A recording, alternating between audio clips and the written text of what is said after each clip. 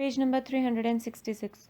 Myriad's passing imagination to which the drops of rain or the sands of the sea are the only fit comparison, and hence it is almost a proverbial mode of expression in the East, by way of describing a vast invading army, to liken it to the locust, so dense are they, when upon the wing, that it is no exaggeration to say that they hide the sun, and so ubiquitous are they that when they have alighted upon the earth, they simply cover or clothe its surface. Contextual meanings. Number 1, awful, meaning unpleasant, very bad. Number 2, exposed, meaning to put somebody in a situation where they are not protected from something harmful. Number 3, instances, meaning examples. 4, devastating, meaning causing a lot of damage and destruction. Number 5, numerous, meaning in a very large number. Number 6, brood, meaning all the young ones that a mother hatches at a time. Number 7, wanting, meaning be short of something. Page number 367. Number 8, myriad, meaning extremely large number of something. Number 9, proverbial, meaning well known and talked about by a lot of people. Number 10, invading, meaning attacking a country, town. Number 11, dense, meaning thick. The locusts are so close to each other that one cannot see through them. Number 12, exaggeration, meaning a statement or description that makes something seem larger, better, or more important than it really is. Number 13, ubiquitous, meaning to be present everywhere. Number 14, alight, meaning to land on earth. Exercise number 5. Explain contextual meanings of any 10 of the underlined words in the passage. Mankind is faced with an alternative which has never before arisen in human history. Either war must be renounced or we must expect the annihilation of the human race. Many warnings have been uttered by the eminent men. Page number 368. Of science and by authorities in military strategy. None of them will say that the worst results are certain.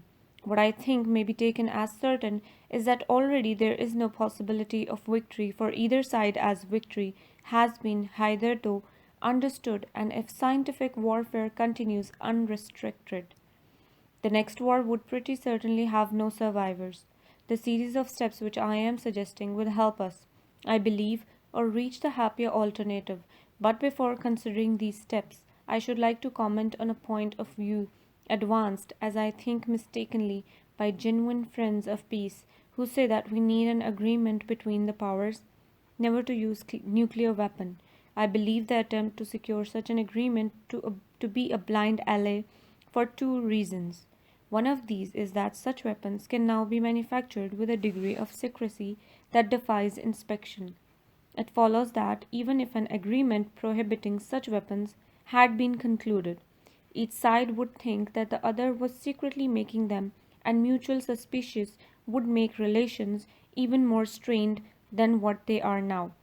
The other argument is that even if each side refrained from manufacturing such weapons while nominal peace lasted, neither side would feel bound by the agreement if war had actually broken out, and each side could manufacture many H-bombs after the fighting had begun.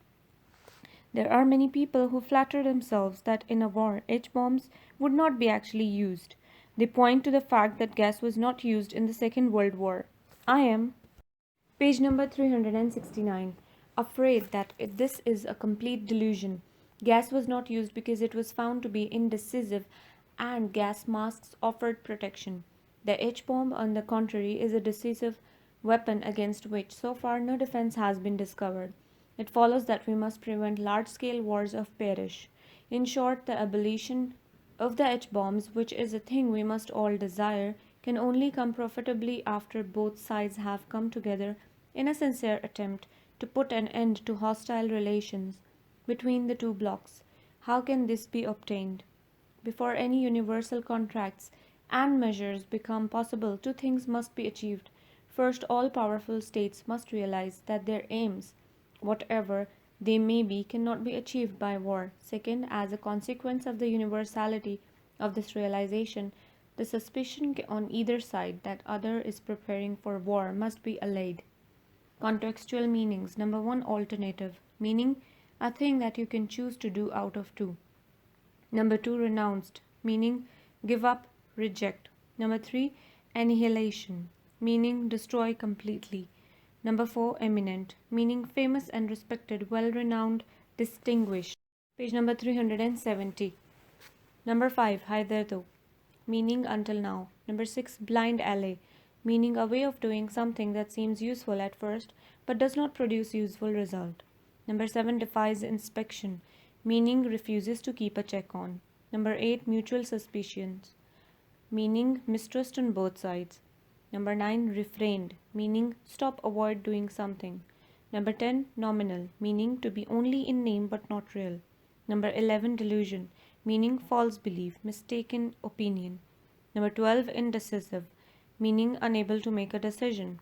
Number 13, abolition, meaning to stop producing, to end a law. Number 14, hostile, meaning very unfriendly, aggressive. Number 15, consequence, meaning result of something. Page number 371. Number 16, suspicion, meaning a feeling that somebody has done dishonesty or illegal thing to you. Unsolved exercises. Exercise number 6. Explain in your own words contextual meanings of any 10 of the underlined words in the following passage. Some hallowed myths about history of the family are being destroyed.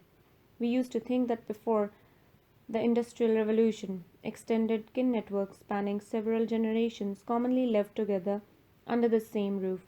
The nuclear family, consisting of husband, wife, and children by themselves, was pictured as a distinctly recent creation, itself a major symptom of family breakdown. But now we know that the nuclear family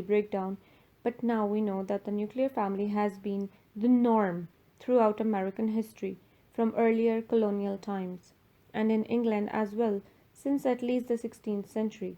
In fact, some scholars question whether extended kin network have ever normally bedded down together, no matter how far back one goes in the record of Western Europe. In this important sense, there has been far less change than one might have imagined. Indeed, some evidence exists more in England than in America that the first phase of industrialization brought families closer together, as relatives huddled in closely shared quarters to pool their scant. Page number 372. Resources. Of course, physical crowding does not always make for domestic peace, and such crowding was traditional for most people in both rural and urban surroundings. All in all, it is far from clear that a golden age for the family lies anywhere in the past, at least short of the extremes to be found in tribal and peasant societies. In every period, family life has had its drawbacks. The key change involved attitudes prevailing within the nuclear family, genuinely new, beginning in the 18th century among the aristocracy and spreading gradual across the whole of society, was the rise of the ideal of romantic love. It is astonishing to realize that the expectation of love as a necessary attribute of marriage is so recent.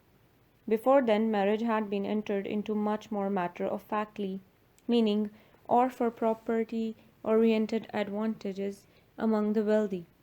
It was a custom to which one automatically submitted, making do with whoever of the correct social level might be locally available.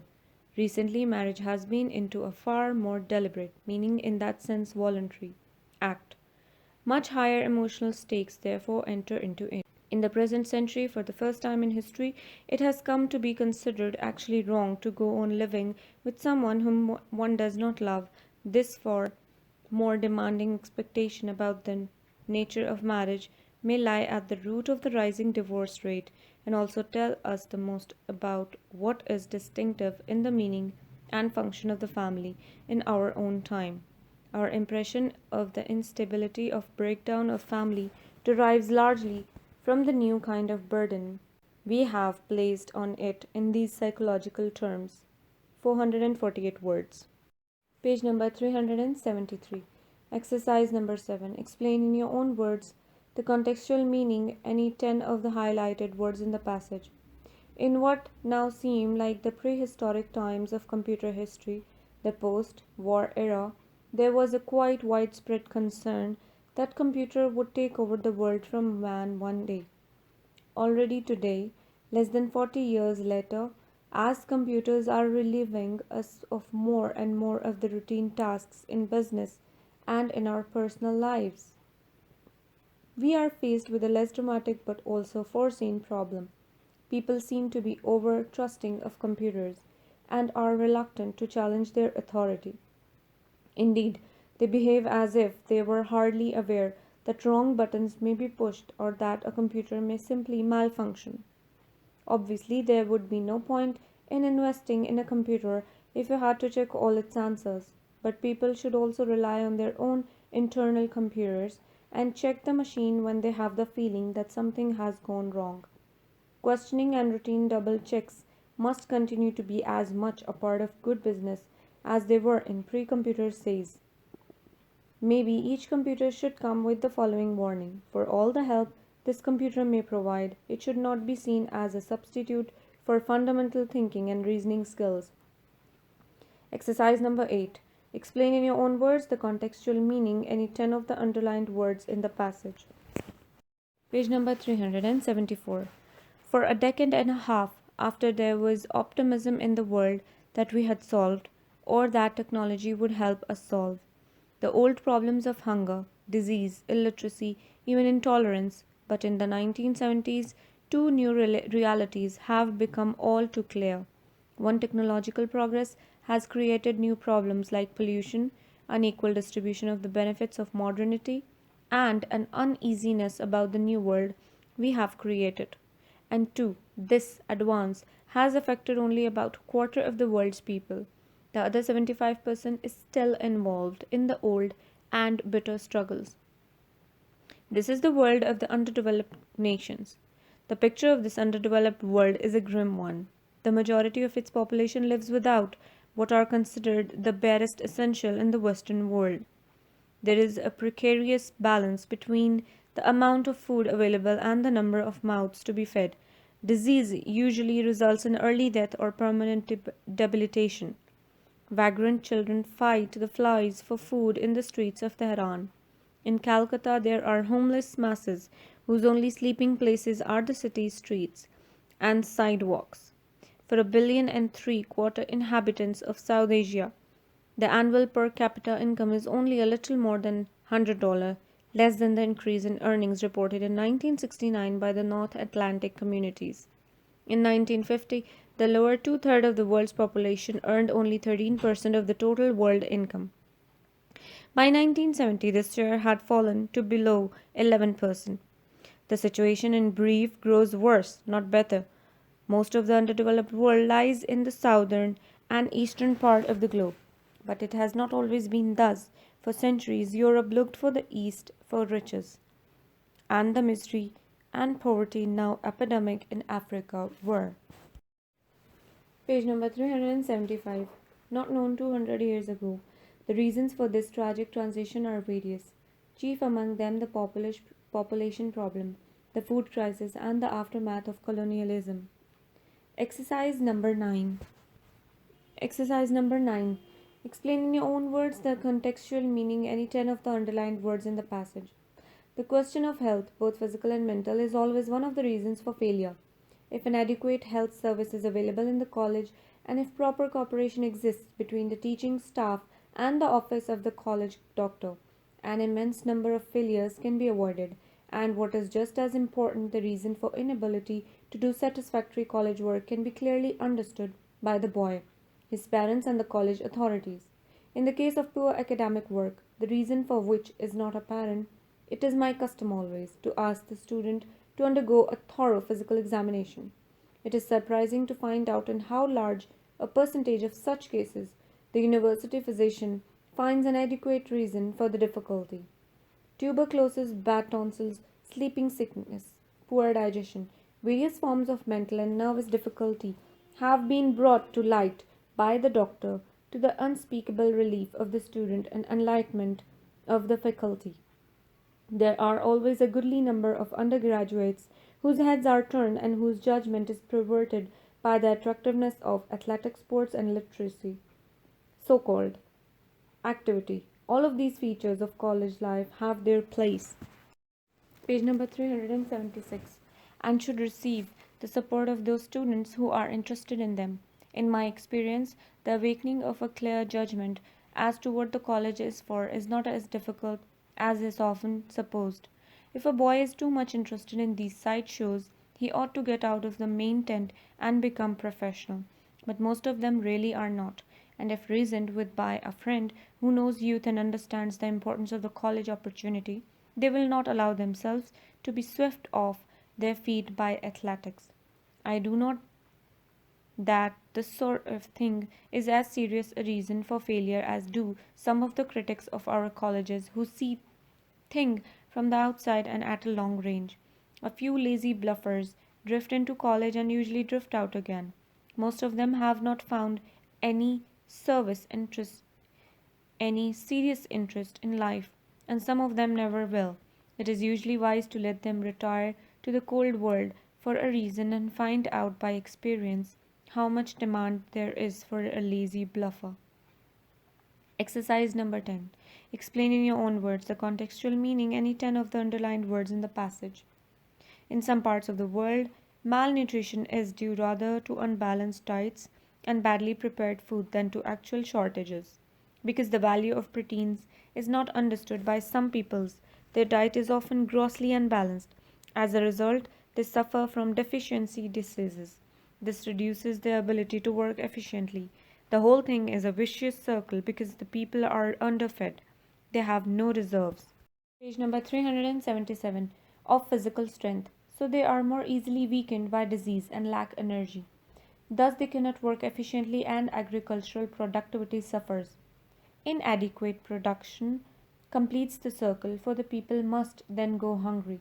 Breaking the circle is no easy task, but it must be done, for is in those parts of the world, example in Africa, Southwest Asia, Monsoon Asia, and Latin America, where people are underfed, that increased food production is failing to keep up with the annual increase in population, unless something can be done to change these conditions.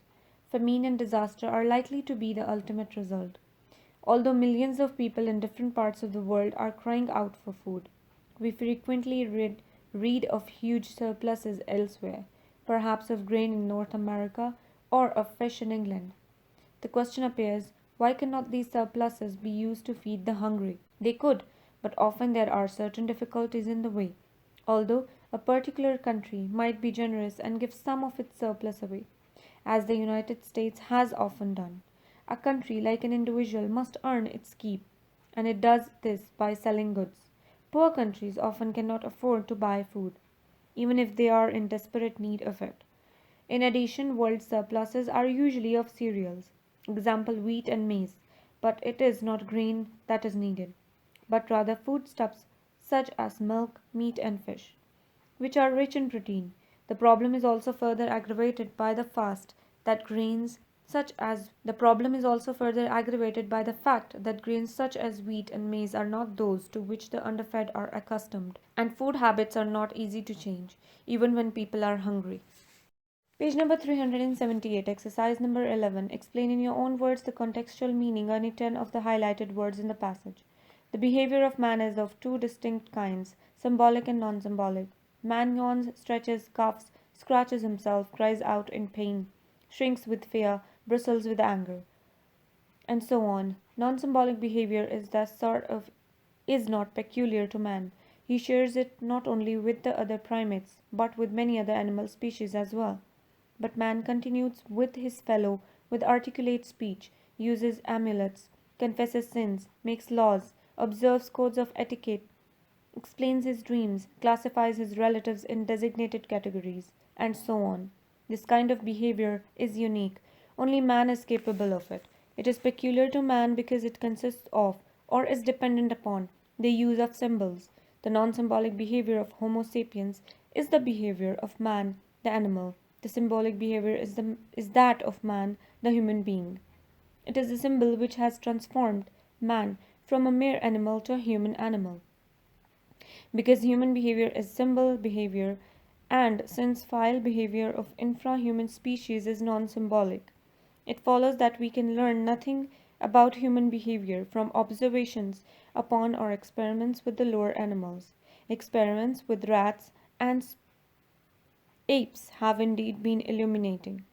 They have thrown much light upon mechanisms and processes of behavior among mammals or the higher vertebrates, but they have contributed nothing to. Page number 379. An understanding of human behavior, because the symbol mechanism and all of its consequences are totally lacking among the lower species. And as for neurosis in rats, it is of course interesting to know that rats can be made neurotic. But science probably had a better understanding of psychopathic behavior among human beings before neuroses were produced experimentally in rats than they now have of the neuroses of the rats. Our understanding of human neuroses has helped us to understand those of rats. We have, as a matter of fact, interpreted the latter in terms of human pathology. But I cannot see where the neurotic laboratory rats have served to deepen or enlarge our understanding of human behavior. As it was the symbol that made mankind human, so it is with each member of the species. A baby is not a human being until he begins to symbol. Until the infant begins to talk, there is nothing to distinguish. His behavior qualitatively form that of a very young ape, as the ape and the child showed. As a matter of fact, one of the impressive results of his fascinating experiment by Professor and Mrs. Kellogg was a demonstration of how ape-like an infant of Homo sapiens is before he begins to talk. The baby boy acquired exceptional proficiency in climbing in association with the little chimpanzee, and even acquired her food bark. The Kelloggs speak of how the little ape became humanized during her sojourn in their home. But what the experiment demonstrated so conclusively was the ape's utter inability to learn to talk, or even to make any progress in this direction. Page number 380. In short, her inability to become humanized at all. The infant of many species, Homo sapiens, becomes human only when and as he exercises his symbol faculty. Only through articulate speech, not necessarily vocal, can he enter the world of human beings and take part in their affairs. The questions asked earlier may be repeated now. How could a growing child know and appreciate such things as social organization, ethics, etiquette, ritual, science, religion, art, and games without symbolic communication? The answer is, of course, that he could know nothing of these things and have no appreciation of them at all. Passage number 12. Explain in your own words the contextual meaning any 10 of the highlighted words in the passage. Communication is part of our everyday life. We greet one another, smile, or frown, depending on our moods. Animals, too, communicate. Much to our surprise, just like us. Interaction among animals can be both verbal and non-verbal. Singing is one way in which animals can interact with one another. Male blackbirds often use their melodious songs to catch the attention of the females. These songs are usually rich in notes variation, encoding various kinds of messages. Songs are also used to warn and keep off other blackbirds from their territory, usually a place where they dwell and reproduce. Large mammals in the oceans sing too. According to अजीज़ तलबा, ये audio recording आपके लिए humanitarian development organization Abbottabad के ज़रिए एहतमाम की गई। Humanitarian development organization Abbottabad 2011 से अपनी मदद आपके तहत सेहत, तालीम और मुआशी खुद मुख्तारी के शोबों में बेहतरी के लिए कोशां है। इदारा ने न सिर्फ खैबर पख्तूनख्वा बल्कि मुल्क भर के नाबीना तलबा की तालीमी मुश्किलात और रुकावटों को दूर करने के लिए एफ़ए ता मास्टर्स लेवल की निसाबी कुतुब और कोर्सेज़, जिनमें अल्लामा इकबाल ओपन यूनिवर्सिटी के कोर्सेज़ भी शामिल हैं, को ऑडियो रिकॉर्डिंग में मुंतकिल करने का एहतमाम किया है, ताकि नाबीना तलबा आला तालीम तक रसाई हासिल करके मुल्क व कौम की तरक्की और खुशहाली में अपना भरपूर किरदार अदा कर सकें। ये तमाम ऑडियो रिकॉर्डिंग्स नाबीना तलबा को बिल्कुल मुफ्त फराम की जा रही हैं। नाबीना तलबा के अलावा दीगर तलबा भी इस तालीमी सहूलत से इस्तिफ़ादा कर सकते हैं। Humanitarian development organization Abbottabad, email hdoatd@gmail.com, website hdorg.net, राब्ता नंबर 0345 9541-838 यानी 0345 9541-838। Page number 381. Adventurous sails. Enormous whales groan and grunt while smaller dolphins and porpoises produce pings, whistles, and clicks. These sounds are surprisingly received by other mates as far as several hundred kilometers away. Besides singing, body language also forms a large part of animals' communication tactics.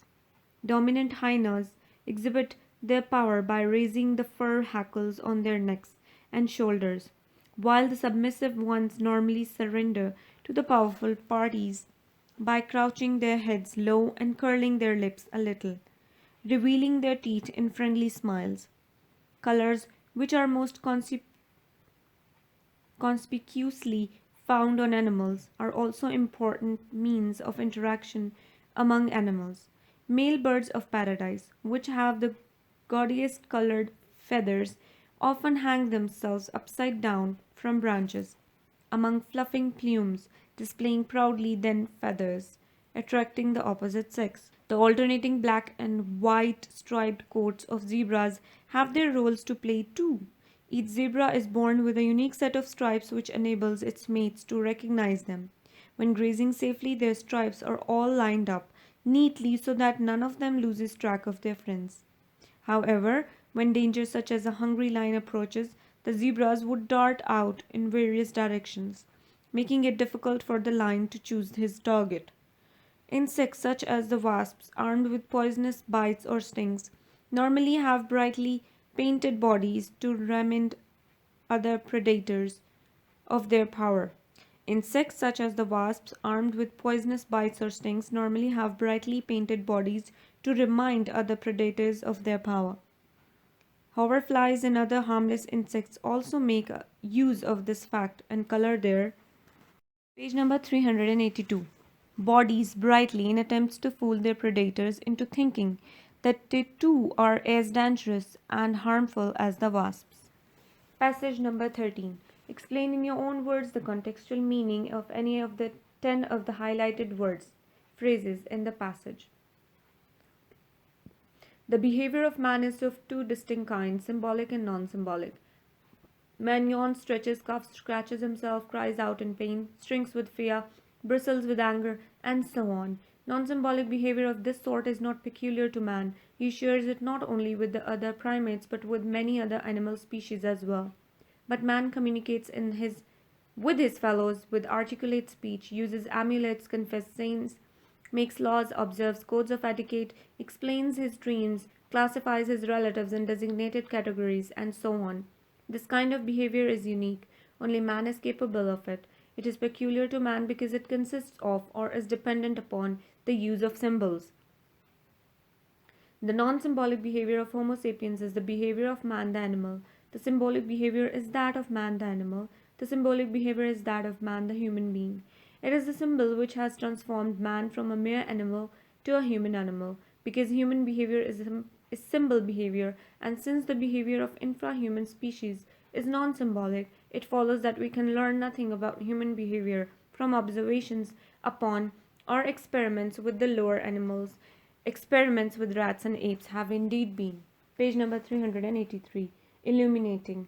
They have thrown much light upon mechanisms and processes of behavior among mammals or the higher vertebrates.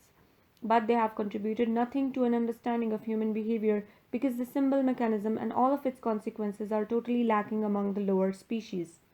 And as for neuroses in rats, it is of course interesting to know that rats can be made neurotic. But science probably had better understanding of psychopathic behavior among human beings before neuroses were produced experimentally in rats than they now have of the neuroses of the rats. Our understanding of human neuroses has helped us to understand those of rats. We have, as a matter of fact, interpreted the latter in terms of human pathology, but I cannot see where the neurotic laboratory rats have served to deepen or enlarge our understanding of human behavior. As it was the symbol that made mankind human, so it is with each member of species. A baby is not a human being until he begins to symbol. Until the infant begins to talk, there is nothing to distinguish his behavior qualitatively from that of a very young age, as the ape and the child showed. As a matter of fact, one of the impressive results of this fascinating experiment by Professor and Mrs. Kellogg was the demonstration of how ape-like an infant of Homo sapiens is before he begins to talk. The baby boy acquired exceptional proficiency in climbing in association with the little chimpanzee, and even acquired her food bark. The Kelloggs speak of how the little ape became humanized during her sojourn in their home. But what the experiment demonstrated so conclusively was the ape's utter inability to, page number 384, learn to talk or even to make any progress in this direction. In short, her inability to become humanized at all.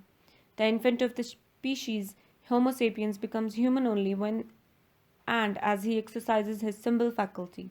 Only through articulate speech, not necessarily vocal, can he enter the world of human beings and take part in their affairs. The questions asked earlier may be repeated now.